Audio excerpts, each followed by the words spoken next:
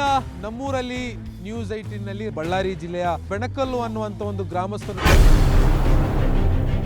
ಸೇತುವೆಯನ್ನು ಕೇಳ್ತಾ ಇದ್ದೀರಿ. ನಮ್ಮ ಬದುಕು ಕಟ್ಕೊಂಬೇಕು, ನಾವು ಇದೇ ದಾರಿಯಲ್ಲಿ ಹೋಗ್ಬೇಕು.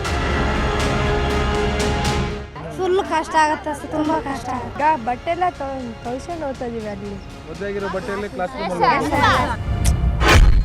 ನಿಮ್ಮ ಮನೆ ಬಾಗಿಲಿಗೆ ನ್ಯೂಸ್ 18 ಕನ್ನಡ ಬಂದಿದೆ. ನಿಮ್ಮ ಸಮಸ್ಯೆಗೆ ಧ್ವನಿಯಾಗಲು, ನಿಮ್ಮ ಸಮಸ್ಯೆಯನ್ನು ಕೇಳಲು, ಆಡಳಿತ ನಡೆಸುವವರ ಗಮನವನ್ನು ನಿಮ್ಮತ್ತ ಸೆಳೆಯಲು, ನಿಮ್ಮ ಸಮಸ್ಯೆಗಳಿಗೆ ಪರಿಹಾರವನ್ನು ಹುಡುಕಲು, ಆ ಮೂಲಕ ನಿಮ್ಮೂರಲ್ಲಾಗಬೇಕಾದ ಬದಲಾವಣೆಯನ್ನು, ಅಭಿವೃದ್ಧಿಯನ್ನು, ಸಮಸ್ಯೆಗಳಿಗೆ ಪರಿಹಾರವನ್ನು ಖಾತ್ರಿಪಡಿಸೋದಕ್ಕೆ ನಾವು ಬಂದಿದ್ದೇವೆ. ಇದೇ ಹೊತ್ತಿನ ವಿಶೇಷ ನಮ್ಮೂರಲ್ಲಿ ನ್ಯೂಸ್ 8. ನಾನು ಆಶಿಕ್ ಮುಲ್ಕಿ.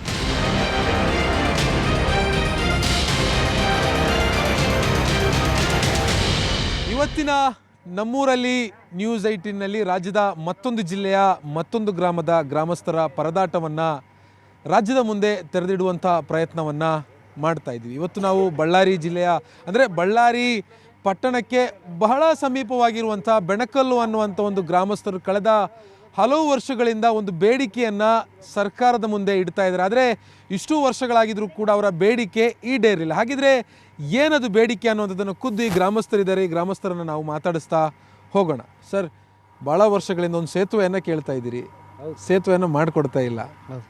ಸರ್, ನನ್ನ ಹೆಸರು ಸುರೇಶ್ ಅಂತೇಳಿ, ನಾನು ಯರಗುಡಿ ಗ್ರಾಮ ಪಂಚಾಯತ್ ಅಧ್ಯಕ್ಷ ಸರ್.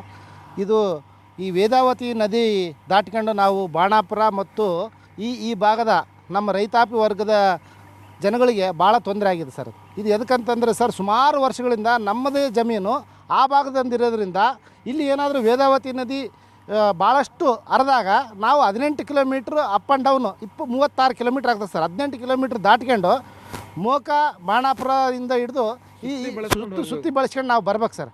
ಹಂಗಾಗಿ ಈ ಭಾಗದ ಜನಗಳಿಗೆ, ರೈತಾಪಿ ವರ್ಗದವರಿಗೆ ಮತ್ತು ಶಾಲಾ ಮಕ್ಕಳಿಗೆ ಮತ್ತು ಈ ಭಾಗದಿಂದ ಸಿರುಗುಪ್ಪ ಸಿಂಧನೂರಿಗೆ ಹೋಗ್ಬೇಕಂದ್ರೂ ಕೂಡ ಭಾಳಷ್ಟು ಹತ್ರ ಆಗ್ತದೆ ಸರ್. ಈ ಒಂದು ಕನೆಕ್ಟಿವಿಟಿ ಬಳ್ಳಾರಿಗೆ ಹೋಗ್ಲಾರ್ದಂಥ 30ರಿಂದ 40 ಕಿಲೋಮೀಟ್ರ್ ಸೇವ್ ಆಗ್ತದೆ ಸರ್.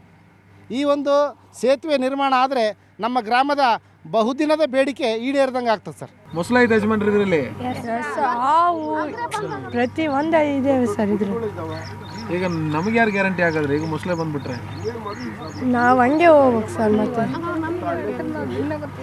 ಹೇಳಿ, ಏನೇನು ಸಮಸ್ಯೆ ಆಗುತ್ತೆ ನಿಮ್ಗೆ ಪ್ರತಿದಿನ ಈ ನದಿ ದಾಟ್ಕೊಂಡು ಹೋಗ್ಬೇಕಾದ್ರೆ? ನಮಗೆ ಫುಲ್ ಕಷ್ಟ ಆಗ್ತದೆ ಸರ್. ನಮಗೆ ಸೇತುವೆ ಮಾಡಿಕೊಡೋಕೆ ಸರ್.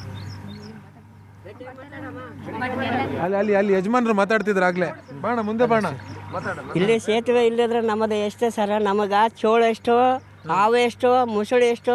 ಇದ್ರ ಕಾಲಾಗ ನಾವು ಬಡ್ಕೊಂಡು ಹೋಗ್ಬಿಟ್ಟು ನೀರಿಗೆ ಬಡ್ಕೊಂಡು ಹೋಗ್ಬಿಟ್ಟು ಸರ್. ಎಲ್ಲರೂ ಹೋಗಿ ಇವಾಗ ನಮಗೆ ಮತ್ತೆ ಹಿಂಗೆ ಬರ್ಬೇಕಂದ್ರೆ ಭಾಳ ಕಷ್ಟ ಆಗ್ತದೆ ಸರ್. ನಮಗೇನು ಇದು ಮಿರ್ಜಂದ ಆಗ್ಬಿಟ್ರೆ ನಮಗೆ ದೇವ್ರು ಇದು ಮಾಡಿ ಕೊಟ್ಟಂಗೆ ಆಗ್ತದೆ ಸರ್. ಹೇಳಿ ಸರ್. ಇಲ್ಲಿ ಎತ್ತುಗಳು ಸರ್, ನೀರಿಲ್ಲಿ ಇದ್ದಲ್ಲಿ ಎತ್ತುಗಳು ಕೂಡ ಸುತ್ತೋಗ್ಬಿಟ್ಟವು ಸರ್. ಅವು ಉರ್ಲಾಕೊಂಡು ಆ ನೀರಲ್ಲೇ ಹಂಗೆ ಹೊಡ್ಕೊಂಬರ್ತಾರೆ ಸರ್. ಬೆಂಡಿ ಹೊಡ್ಕೊಂಡು ಬಂದಾಗ ಎತ್ತುಗಳು ಭಾಳ ಆಯಾಸಾಗಿ ಎತ್ತುಗಳು ಒಯ್ಯವು ಸರ್. ಭಾಳ ಸುತ್ತವೆ ಸರ್ ಇಲ್ಲಿ ಎತ್ತುಗಳು ಕೂಡ. ಮೊನ್ನೆ ಡಿ ಸಿಗೆ ಲೆಟ್ರ್ ಕೊಟ್ಟಿವಿ ಸರ್. ನಾವು ಗಿರಿಸಿ ಎಲ್ಲರೂ ಒಯ್ದಿವಿ ಸರ್. ನಾವು ಮಲ್ಲಿಕಾರ್ಜುನ ಎಲ್ಲರೂ ಸರ್. ಇದು ಪ್ರಯೋಜನ ಇಲ್ಲ ಸರ್. ಮೊನ್ನೆ ಡಿ ಸಾಹೇಬ್ರು ಕೂಡ ಲೆಟ್ರ್ ಕೊಟ್ಟು ಬಂದ್ವಿ. ಲಕ್ಷ್ಮೀಬಾಯಿ ಚೌಧರಿ ಅಂತ ಬಂದಿದ್ರಲ್ಲ ಸರ್, ಮೇಳ ಅಧ್ಯಕ್ಷ ಮೇಡಮ್ ಕೂಡ ಕೊಟ್ಟಿವಿ ಸರ್, ಹೇಳಿದ್ವಿ ಸರ್. ನಾಗಲಕ್ಷ್ಮಿ ಮೇಡಮ್ ಕೂಡ ಇಲ್ಲಿಗೆ ಬಂದಿದ್ರು ಸರ್. ಎಲ್ಲ ಬಂದು ಎಲ್ಲ ನೋಡ್ಕೊಂಡು ಹೋದ್ರು ಸರ್. ಬಂದಿಲ್ಲಿ ಯಾವುದೊಂದು ನಿಮಗೆ ಮಾಡಿಕೊಡ್ತೀವಪ್ಪ ಅಂತ ಹೇಳ್ಯಾರ ಸರ್ ಅವರು. ಎಷ್ಟೋ ಜನ ಬಡ್ಕೊಂಡೋಗ್ಯಾರ ಇದ್ರಾಗ. ಅಂಥ ಪರಿಸ್ಥಿತಿ ನೀರು ಬರ್ತಾವೆ, ಸಣ್ಣ ಪುಟ್ಟ ನೀರಲ್ಲ ಇದು. ಇದು ನಮ್ಮ ಊರ್ಲಿಂದ ಹಿಡಿದು ಬಾಣಾಪುರದವರೆಗೆ ನೀರು ಸುಮಾರು 1.5 ಕಿಲೋಮೀಟ್ರ್ ನೀರು ಬರ್ತವೆ. ಇದರಿಂದ ಸ್ವಲ್ಪ ಜನ, ಭಾಳ ಜನ ಲಾಸು. ಎತ್ತುಗಳಿಗೆ, ಜನಗಳಿಗೆ, ಅನೇಕ ಮಂದಿಗೆ ತೊಂದರೆ. ಸ್ಕೂಲ್ ಹುಡುಗರಿಗೆ ಅಂತ ಪೂರ ತೊಂದರೆ. ಮಳೆಗಾಲದಲ್ಲಿ ಏನ್ ಮಾಡ್ತೀರಿ ನೀವು? ಮಳೆಗಾಲದಾಗ ಅವರು ಕೂಡ ಬಸ್ಗೆ ಹೋಗ್ತೀರಿ? ಇಲ್ಲಿಂದ ಹೋದ್ರೆ ಎಷ್ಟು ದೂರ ಆಗುತ್ತೆ? ಹಿಂಗ್ ಹೋದ್ರೆ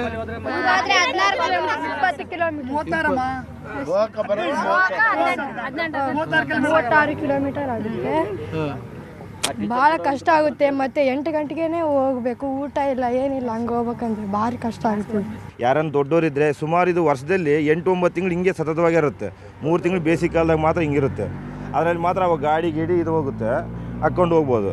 ಇಲ್ಲಾಂದ್ರೆ ಈಗ ರೈತರು ಬೆಳೆದ ಅದು ಇನ್ನೂ ಈಗ ಇದಾಗಿದೆ ಸರ್, ಇನ್ನು ಕ್ಲಿಯರ್ ಇದೆ, ಹೋಗ್ತಾ ಇದ್ದಾರೆ ರೈತರು. ಫಸಲು ಹಾಕೊಂಬರೋ ಹೊತ್ತಿನಾಗೆ ರೈತರು ಮತ್ತು ಎತ್ತು ಬಂಡಿ ಹಂಗೆ ಬಡ್ಕೊಂಡು ಹೋಗಿದ್ದಾವೆ, ಟ್ಯಾಕ್ಟ್ರಿನೇ ಬಡ್ಕೊಂಡು ಹೋಗಿದ್ದಾವೆ.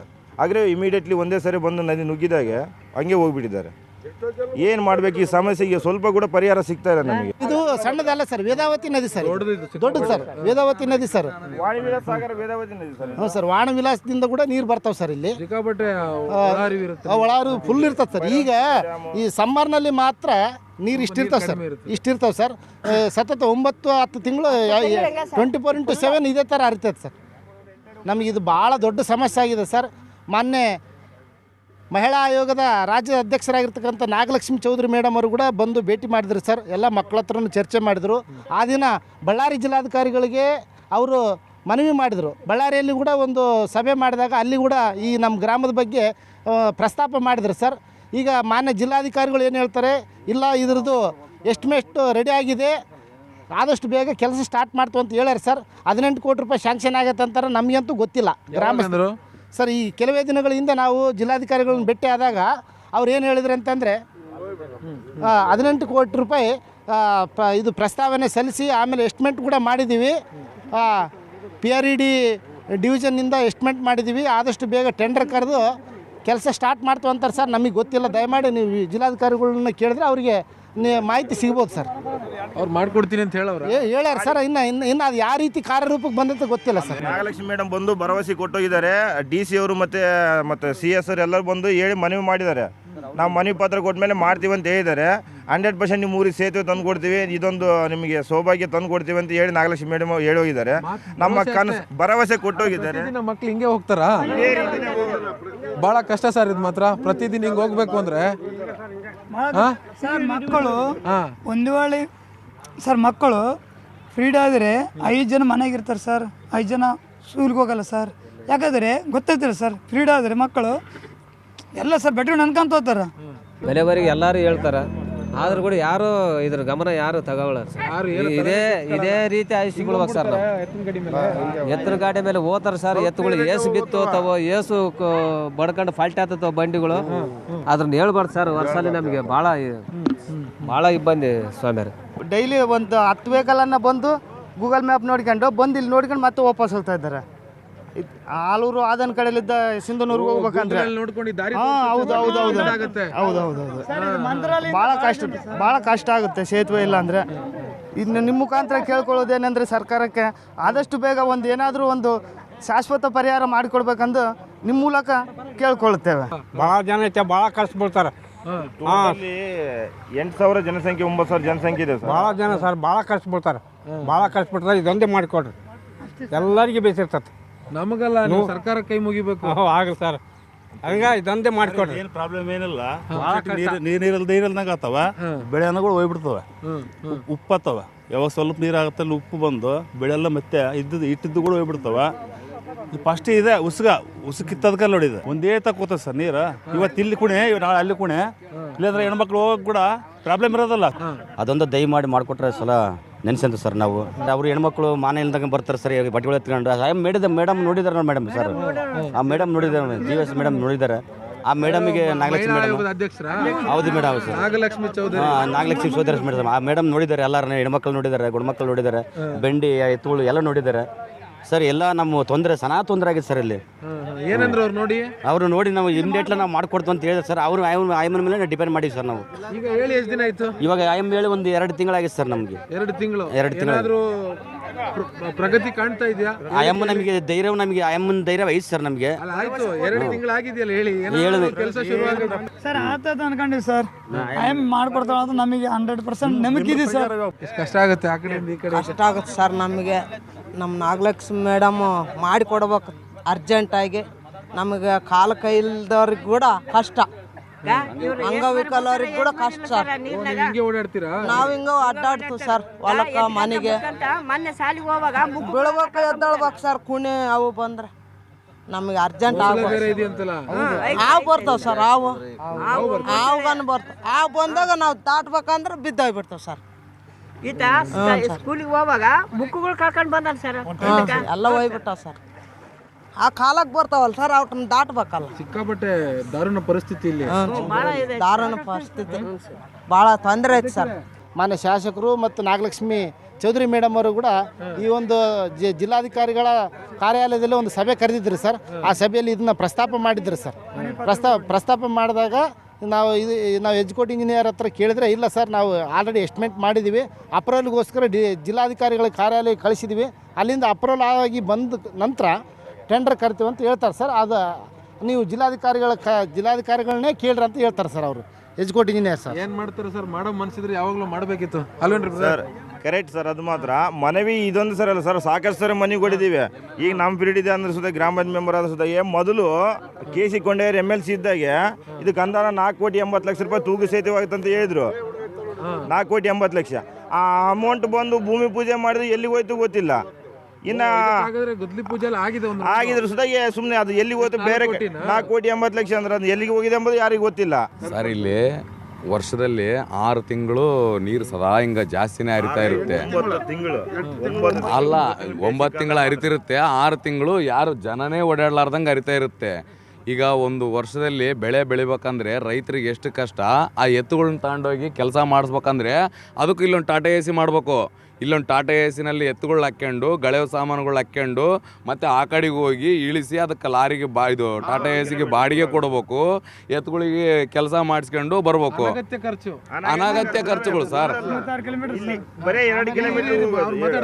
ಅದರಿಂದ ಒಂದು ಸ್ವಲ್ಪ ನಮಗೆ ನೀವು ದೊಡ್ಡ ಲಾರಿ ಓಡಾಡೋಂಥ ಬ್ರಿಡ್ಜ್ಗಳು ಬೇಕಾಗಿಲ್ಲ, ಎತ್ತು ಒಂದು ನಡೆಸ್ಕೊಂಡು ಹೋಗಕ್ಕೆ ಹಾಕಿಕೊಟ್ರು ಕೂಡ ಸಾಕು ನಮಗೆ. ಒಂದು ಎತ್ತು ಈ ಕಡೆ, ಯಾಕಂದ್ರೆ 6 ತಿಂಗಳು ಒಬ್ಬ ಮನುಷ್ಯನ ಕೂಡ ಓಡಾಡಂಗಿರಂಗಿಲ್ಲ ಈ ಕಡೆ. ಈ ಶಾಲೆ ವಿದ್ಯಾರ್ಥಿಗಳಂತೂ ಹೇಳೋ ಅವಶ್ಯಕ ಇದೇನೇ ಇಲ್ಲ ಸರ್. ಯಾಕಂದ್ರೆ ಅವ್ರು 9 ಗಂಟೆಗೆ ಅಂದ್ರೆ ಶಾಲೆ 9:30 ಬರ್ಬೇಕು. ನಾವು ಈ ಕಡೆಯಿಂದ ಹಿಂಗೆ ಸುತ್ತಾಕಿ ಬರ್ಬೇಕಂತ ಅಂದ್ರೆ ಕಿಲೋಮೀಟರ್ ನೀವು ಭಾಳ ಕಡಿಮೆ ಅನಿಸ್ಬೋದು, ಒಂದು 30 ಕಿಲೋಮೀಟರ್ ಅಂತೇಳಿ. ಬಟ್ ಆದ್ರೆ ಇಲ್ಲಿಂದ 30 ಕಿಲೋಮೀಟರ್ ಕಡಿಮೆ ಅಲ್ಲ ಸರ್. ಅಲ್ಲ ಮಿನಿಮಮ್ ನೀವು ಈ ರಸ್ತೆಯಲ್ಲಿ ಓಡಾಡೋದಾದ್ರೆ ಒಂದು ತಾಸು ಬೇಕು. ಹಾಂ ಸರ್, ನಾನು ಅದನ್ನೇ ಹೇಳ್ತಾ ಇರೋದು. 30 ಕಿಲೋಮೀಟರ್ ಆರಾಮಾಗಿ ಹೈವೇ ರೋಡಲ್ಲಿ ಆದ್ರೆ ಒಂದು 15 ನಿಮಿಷ 20 ನಿಮಿಷದಲ್ಲಿ ಮುಟ್ಬೋದು ಅಂತ ಅನ್ಕೊಂತಾರೆ. ಬಟ್ ಆದರೆ ಇಲ್ಲಿಂದ ಯರಗುಡಿಗೆ ಒಂದು ಬಸ್ ಹತ್ಬೇಕು, ಯರಗುಡಿಯಿಂದ ಮೋಕಕ್ಕೆ ಒಂದು ಬಸ್ ಹತ್ಬೇಕು, ಮೋಕದಿಂದ ಹೊಸ ಮೋಕಕ್ಕೆ ಇನ್ನೊಂದು ಆಟೋ ಹತ್ಬೇಕು, ಹೊಸ ಮೋಕದಿಂದ ಗೋಟೂರು ಇದು KKಆಳಿಗೆ ಸಿಂಗಲ್ ಆಟೋ ಹಿಡ್ಕೊಂಬರೋಷ್ಟೊತ್ತಿಗೆ ಮಧ್ಯಾಹ್ನ ಆಗುತ್ತೆ ಸರ್. ಅದು ಸರ್ ಒಂದು ಬ್ರಿಡ್ಜ್ ಇಲ್ಲ, ಏನಾಗಬೇಕು ಒಂದು ಬ್ರಿಡ್ಜ್ ಇಲ್ದಿದ್ರೆ ಬೇರೆ ದಾರಿಯಲ್ಲಿ ಹೋದ್ರಾಯ್ತು ಅಂತ ಅನ್ಕೊಳ್ತಾ ಬಂದೆ ನಾನು. ಇಲ್ಲಿ ಬಂದ ಮೇಲೆ ಇಲ್ಲಿ ಪರಿಸ್ಥಿತಿ ಏನು ಅಂತ ಗೊತ್ತಾಗಿದ್ದು ನನಗೆ. ನಮ್ಮ ಅಪ್ಪನವರು ನಮ್ದು ವಯಸ್ಸಾಯ್ತು, ಎಲ್ಲ ಕೇಳಿ ಸಾಕಾಗ್ಬಿಡುತ್ತೆ. ಮೊಮ್ಮಕ್ಕಳಾದ್ರೆ ಇದ್ರಾಗೆ ಓಡಾಡ್ಬೇಕು, ಇದೊಂದು ದಾರಿ ಬಿಟ್ಟರೆ ಬೇರೆ ಏನಿಲ್ಲ ನಮ್ಮೂರಿಗೆ. ನಿಮ್ಮಿಂದ ಸರ್ ನಮಗೇನು ಮೀಡಿಯಾ ಮುಖಾಂತರ ಕೇಳ್ಕೊಳ್ಳೋದೇನಂದ್ರೆ, ನಿಮಗೆ ನೀವು ಇಂಥವನ್ನ ಎಷ್ಟೋ ರೂಪದ ಕಾರ್ಯರೂಪಕ್ಕೆ ತಂದು ನಿಮ್ಮ ಕಡೆಯಿಂದ ನಮಗೆ ಮಾಡಿಕೊಟ್ಟಿದ್ರೆ ಭಾಳ ಹಳ್ಳಿಗಳಿಗೆ, ನಮಗೆ ನೀವು ಮಾಡಿಕೊಟ್ರೆ ಭಾಳ ಸಂತೋಷ ಇರುತ್ತೆ ಸರ್. ನಿಮ್ಮ ಮೇಲೆ ವಿಶ್ವಾಸ ಇರಬೇಕಂದ್ರೆ ಸರ್. ಈ ಬೆಣಕಲ್ಲು ಗ್ರಾಮದ ಗ್ರಾಮಸ್ಥರ ಮಾತು ನಮಗೆ ಯಾಕಾಗಿ ಈ ಸೇತುವೆ ಬೇಕು ಅನ್ನುವಂಥ ಆ ಪ್ರಶ್ನೆಗಳನ್ನು, ತಮ್ಮ ಆ ನೋವುಗಳನ್ನು ಇಲ್ಲಿನ ಗ್ರಾಮಸ್ಥರು ಹೇಳ್ಕೊಳ್ತಾ ಇರುವಂಥದ್ದು. ಮಕ್ಕಳಿಗೆ ಶಾಲೆಗೆ ಹೋಗೋದಕ್ಕೆ ಸಾಧ್ಯ ಆಗ್ತಾ ಇಲ್ಲ, ರೈತರಿಗೆ ತಮ್ಮ ಹೊಲಕ್ಕೆ ಹೋಗೋದಕ್ಕೆ ಸಾಧ್ಯ ಆಗ್ತಾಯಿಲ್ಲ. ಹೊಲಕ್ಕೆ ಒಂದೊಮ್ಮೆ ಈ ನದಿಯನ್ನು ದಾಟಿ ಹೋದ್ರೂ ಅಲ್ಲಿ ಬೆಳೆದಿರುವಂಥ ಬೆಳೆಯನ್ನು ವಾಪಸ್ ತಮ್ಮೂರಿಗೆ ತಂದು ಮಾರುಕಟ್ಟೆಗೆ ತಲುಪಿಸೋದಕ್ಕೆ ಸಾಧ್ಯ ಆಗ್ತಾಯಿಲ್ಲ. ಪ್ರತಿ ವರ್ಷ ಮಳೆಗಾಲದಲ್ಲಿ ನಾವು ಜೀವವನ್ನು ಕೈಯಲ್ಲಿ ಹಿಡ್ಕೊಂಡು ಓಡಾಡಬೇಕಾಗಿರುವಂಥ ಪರಿಸ್ಥಿತಿ ನಮ್ಮ ಗ್ರಾಮಸ್ಥರದ್ದು ಅನ್ನುವಂಥ ಭಾಳ ಆ ಸಂಕಟದಿಂದ ಇಲ್ಲಿನ ಈ ಬೆಣಕಲ್ಲು ಗ್ರಾಮಸ್ಥರು ಮಾತಾಡ್ತಾ ಇರುವಂಥದ್ದು. ಇಲ್ಲಿನ ವ್ಯವಸ್ಥೆ ಮತ್ತು ಸರ್ಕಾರಗಳು ಆದಷ್ಟು ಬೇಗ ಈ ಗ್ರಾಮಸ್ಥರ ಬೇಡಿಕೆಯನ್ನು ಈಡೇರಿಸುವಂತಾಗಲಿ ಅನ್ನೋದೇ ನಮ್ಮ ಆಶೆ. ಇದಾಗಿತ್ತು ಈ ಹೊತ್ತಿನ ವಿಶೇಷ. ನಿರಂತರ ಸುದ್ದಿಗಾಗಿ ನೋಡ್ತಾ ಇರಿ News 18 ಕನ್ನಡ. ಜಾಲ ನಮ್ಮದು, ಬಲ ನಿಮ್ಮದು.